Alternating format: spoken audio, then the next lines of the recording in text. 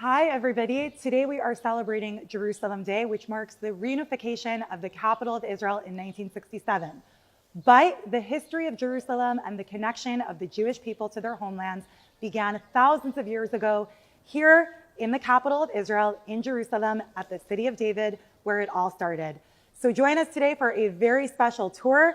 We're going to give you an inside look of this incredible historic place, and you'll be able to ask questions in the comments. So yalla, let's get started.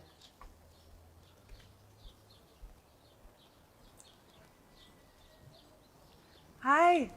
Good morning. Hello, Tamar. How are you? Nice to meet you. Welcome back home to Jerusalem. Thank Welcome you. to the city of David. Hello. Thank you. So we are very lucky to have with us here today Jamie, an Israeli tour guide who's going to give us an inside view of this fascinating place. So Jamie, why don't you tell us a little bit about where we are standing right now? So this is actually a phenomena. The story of biblical Jerusalem, or Jerusalem itself, goes back 3,800 years ago. We're talking the periods of First Temple period, Second Temple period, thousands of years ago.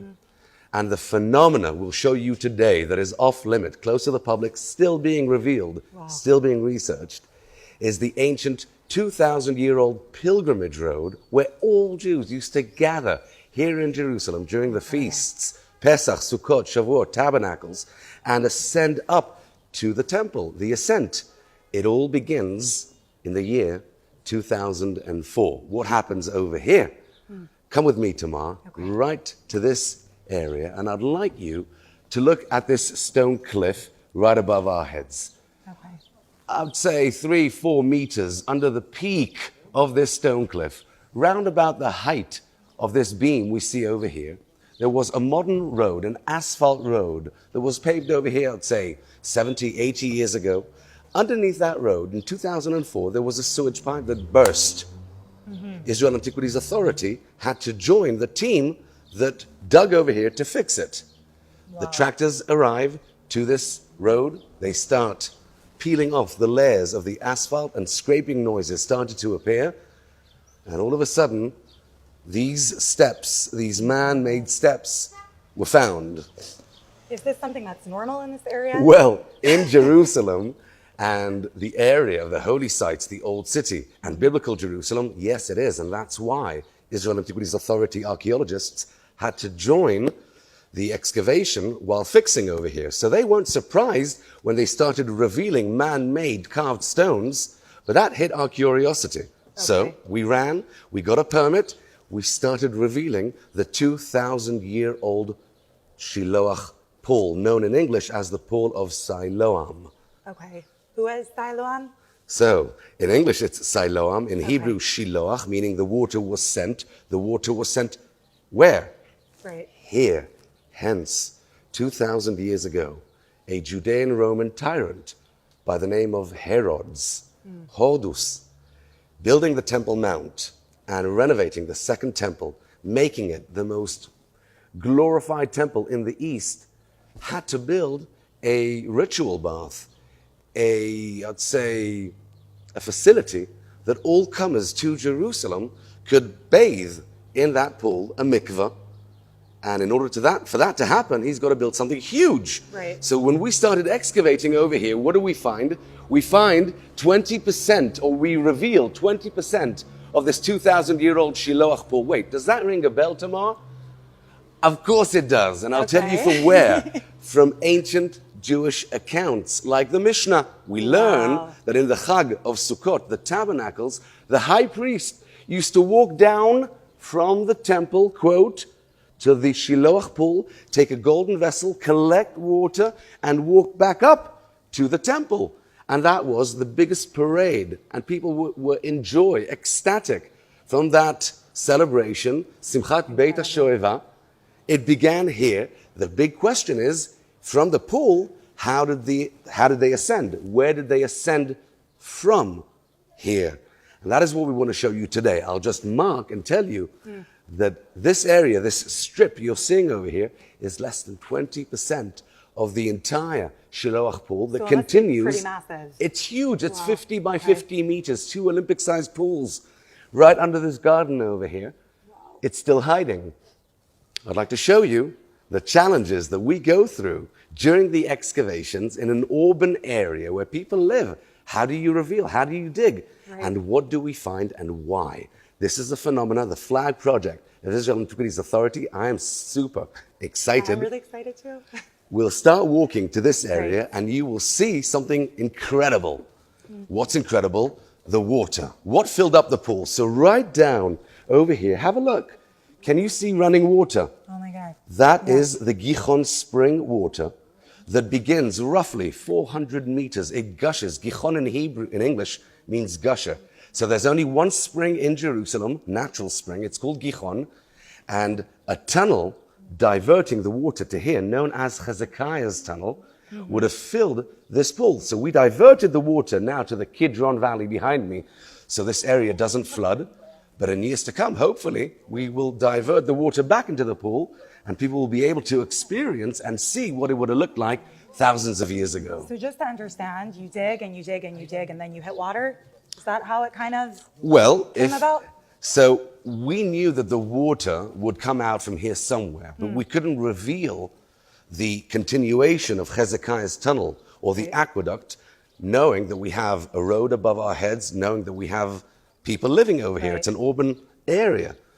But once you can get the permit and once it goes through Israel Antiquities Authority's approval, we can start digging over here and revealing it. So this water is actually natural water coming from the spring through an aqueduct, man-made aqueduct, that would have filled this pool.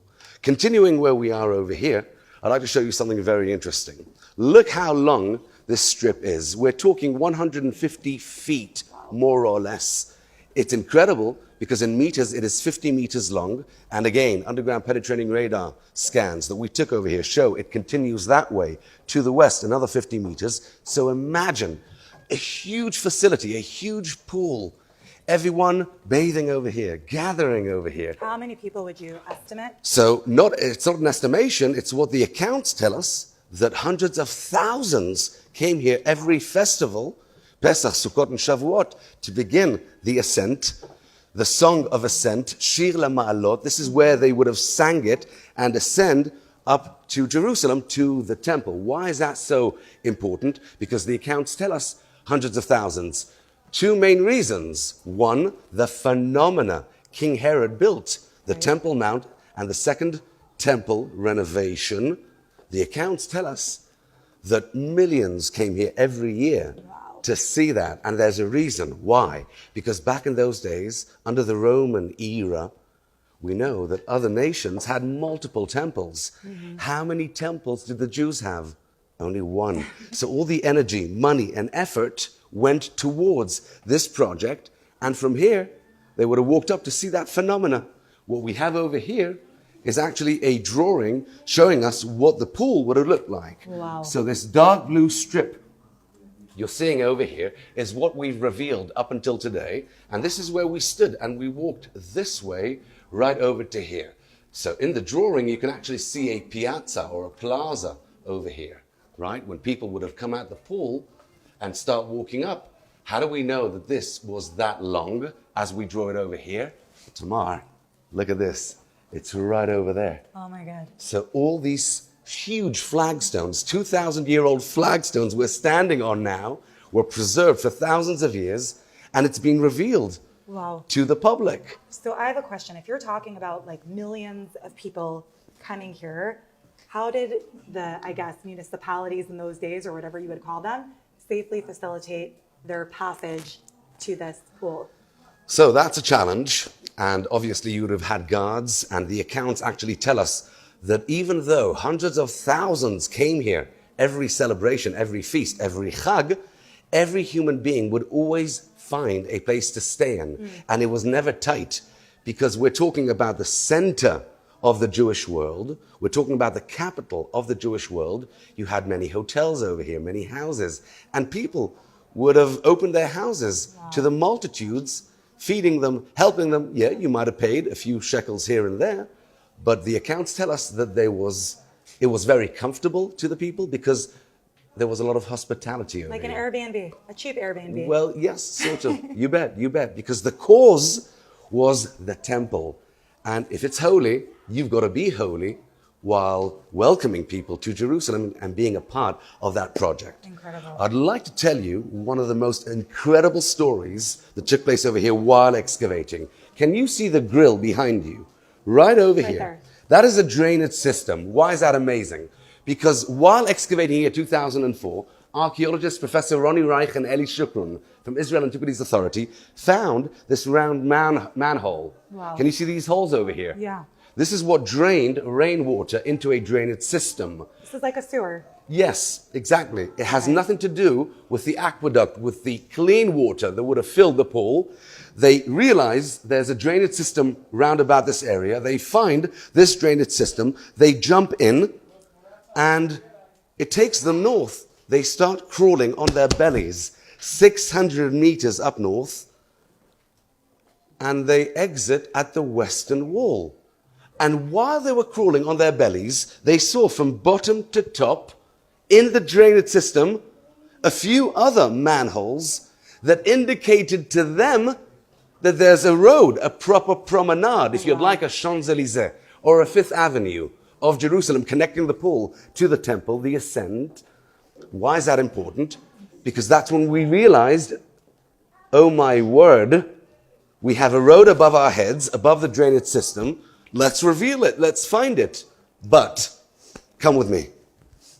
So this is the original road that you guys found? I know why you're surprised, because they look completely new, hardly Yeah. worn out. Totally. There's a reason, and I'm going to touch Okay. that reason, which is incredible, and you'll be amazed when you see what I have to show you. I'll just tell you very quickly that the fact that many houses were built here in the last 100 years, and unlike America, for instance, we don't have eminent domain.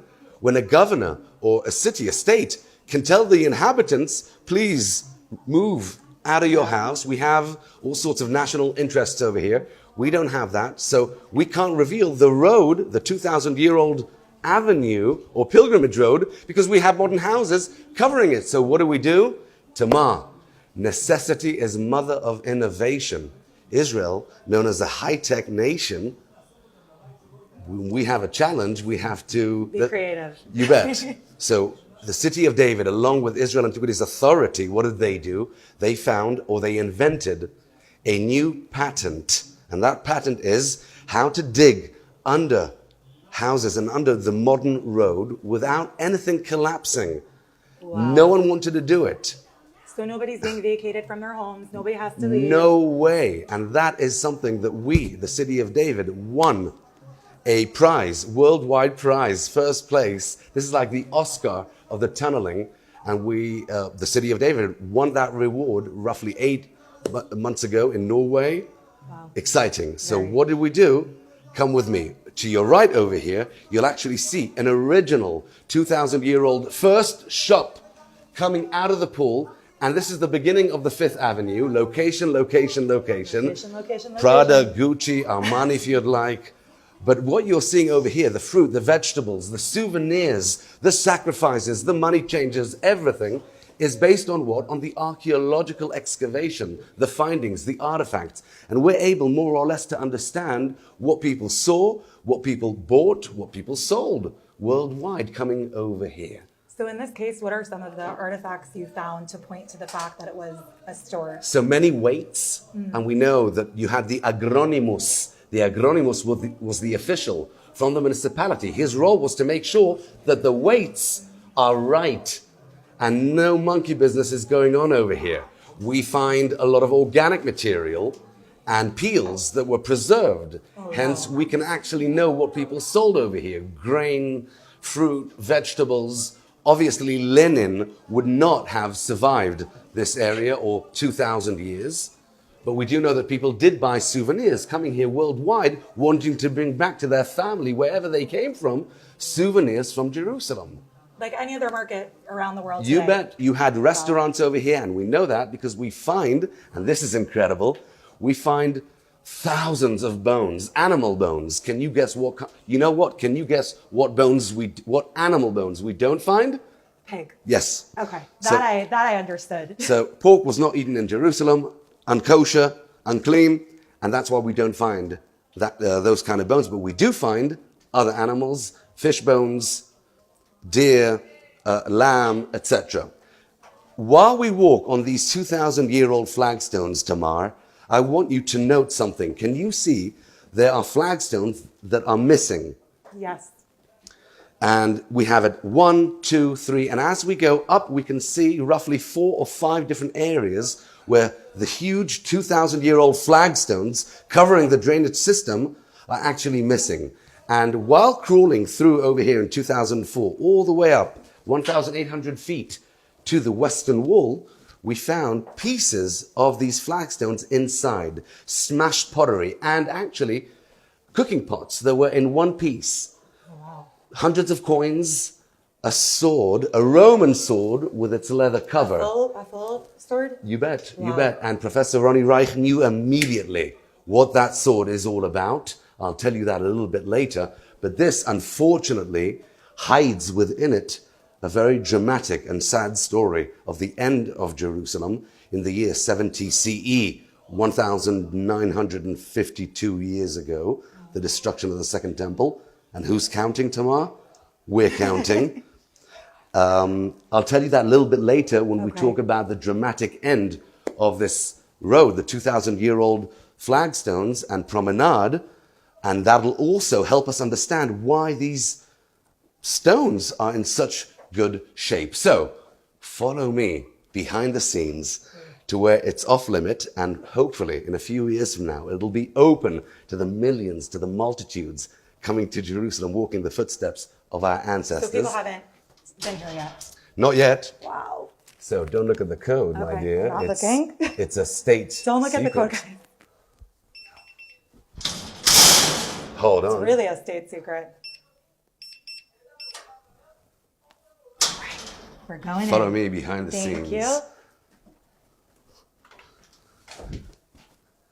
So as we walk over here, remember, we have the modern road above our heads and some houses. And look at these enormous steel bars we have over our heads. Quickly, the technique itself, in order to preventing a slight movement of 1 micron, I'll show you right above your head over here. You can see what the patent is. We drill in pipes that will be the supporters, the foundations of what we have above our heads, and then gradually dig very slowly. How slowly? I'm talking dental equipment. Oh, wow. A little shovel, very slowly, because you want to prevent any collapse over here. You can understand this, the outcome of a collapse over here. So things are done very, very delicately, very slowly to prevent any collapse. So how long did it take to dig all of this? It still does. Ever since 2004, gradually. And because it's so slowly, it takes a long time to reveal. It's a challenge that we are able to face only by working very carefully. Okay. So we'll continue up above over here. Follow me. Watch your step.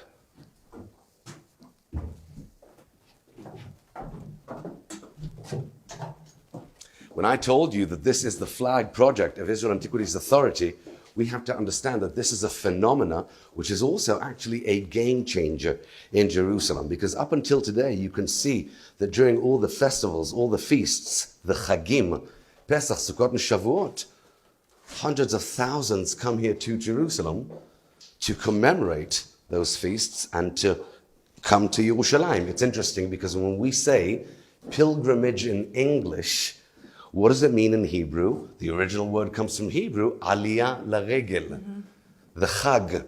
So what is the aliyah laregel? The ascent to the feast, to the festival, to the temple.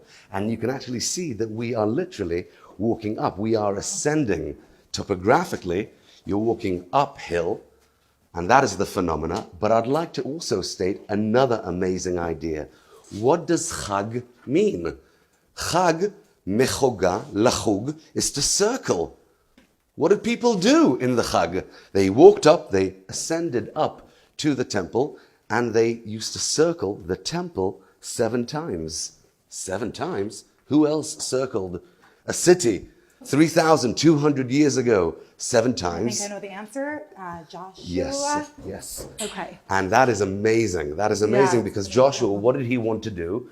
He wanted to tear down the walls by circling the walls 7 times. The walls fell down.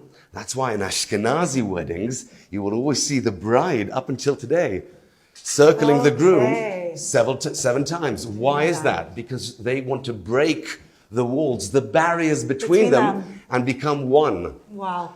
So that is truly amazing. But that also reminds us something else. One of the 5 pillars of Islam is what? Hajj. Chag. In Mecca. And they go to Mecca and they circle the Kaaba, the rock. How many times? 7 times. 7 times. So that's pretty interesting. And here you can actually see the magnitude of the 2,000-year-old road. So if we stand over here, we are roughly, say, 30 meters, 90 feet from the pool. Look at this. Now, so many times, archaeologists or historians stood over here along with Israel Antiquities Authority archaeologists and asked, is this 2,000 years old? Look at them. No, it's like brand new. Brand new. These are the original. It is. That's a phenomenon. Why and how was it preserved? I promised you I'll get there. Okay. But walking along this area, we will actually be able to see the incredible magnitude of the road itself. Tamar, welcome. Oh my gosh, wow. So you're walking here, and you have to imagine 2,000 years ago that above your head, what do you see? I don't know. The sky. Because everything's open. Open. Right. So throughout the years after the destruction of Jerusalem, a reminder, Rome takes over. The 10th Roman Legion settles here as a Roman garrison in Jerusalem, a new period of time covering the destruction. Then 250 years later, Constantine the Great, the Byzantines take over. After 200 years, the Muslims take over. And then the Crusaders take over. Layer and then after layer yes, after and that's layer. what we have above our heads. So if this is the 5th Avenue of Jerusalem, or you know what? Let's go to Europe now, the Champs-Élysées or the Ramblas in Barcelona. To your left and to your right, what do you see? The shops continue. Right. Okay? And that is incredible. So that's what you have to see. Now, underground penetrating radar scans that we took to the west and to the east show us that in different areas, it goes from 50 meters, it becomes narrow, and it was built according to the topography of Jerusalem, because we are in what we know as the Central Valley. Roads were always built in valleys. Ask me why? Why? Great question. Because no one would build a house in the heart of the valley. We have 800 millimeters of rainwater annually, and all the water would concentrate over here. Right. And that's why the road, or this area, the Central Valley, was clear from houses, and it became a default route to build a promenade. That's the rationale behind it. Covering over here with this plastic cover is actually something very interesting. This is a 2,000-year-old coin. Can I look? You can, sure. And that little coin tells us a huge story of Jerusalem and how it ended. On that coin, we have minted the words Shana Shtaim, year 2, on one side, and on the other side, to the freedom of Zion. And guess what language it's minted? Hebrew. Hebrew, ancient Hebrew, and that is a rebel coin from the 2nd year of the Great Revolt, which is 67 CE. The Great 70 CE was the destruction. The destruction of Jerusalem by the Roman Empire. 3 years later, Masada, the last Jewish stronghold, falls, and the rest is history. So that little coin, we'll get back to it in just a bit, and it has to do a lot with the drainage system that we saw the flagstones missing above it, and that's the story of the destruction. I want to talk about the drama, the beauty, the joy in Jerusalem, because we read these events in the accounts. It's very difficult sitting at home, school, shul, and reading those words and actually being able to imagine what happened over here. So the accounts tell us that people were ecstatic. Why and how? Hey, people used to gather in the pool of Shiloh, gather together, unite, walk along with the temple, and celebrate the feasts. So you have the Levites, the Leviim, playing their instruments, singing, their drums, their trumpets. People are Wow. Like a huge party. Woodstock, if you'd like. Lehavdil, okay? But yes, that's what you would have had over here.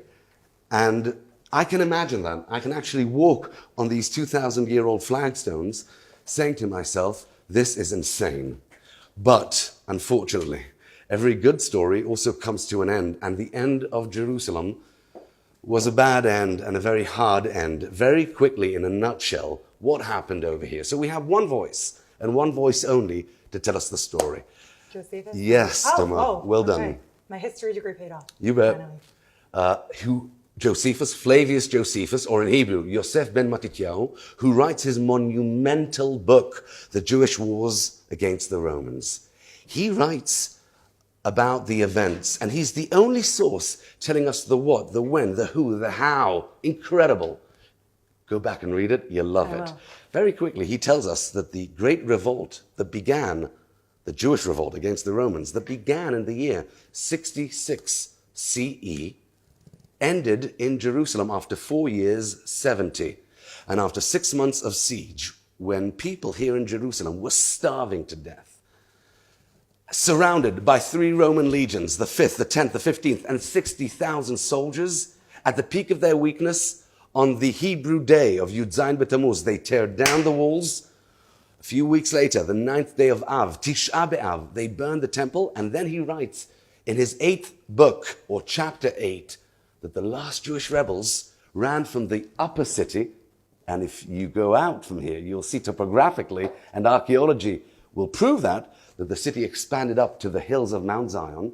He writes that the last Jewish soldiers ran to the lower city, city of David, and sought refuge in the drainage systems. So right here. In the drainage system. Underneath. Yes, ma'am. Wow. And when the Romans heard that they were hiding over there, quote, they broke the tiles above their heads.